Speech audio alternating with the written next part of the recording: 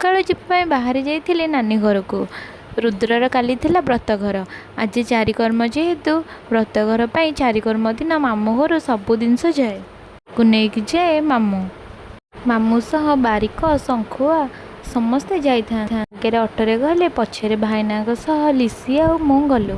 ପହଞ୍ଚିଲା ପରେ ତାଙ୍କର ସେଠି ଚାରିକର୍ମ ପୂଜା ଆରମ୍ଭ ହେଇଗଲା।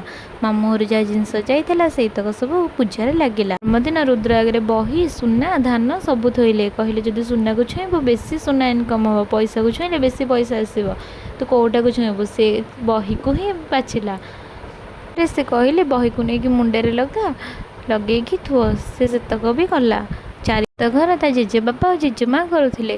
ପିଲାଟା କିଛି ବି ସକାଳୁ ଖାଇନଥିଲା, ଯାହା ଟିକେ ଖାଲି ପଣା ପିଇଥିଲା। ତାକୁ ତ ସବୁବେଳେ ଭୋକ ହୁଏ। ସେ ଯାହା ହଉ କେମିତି ଏତେ ସମୟ ବସିଲା।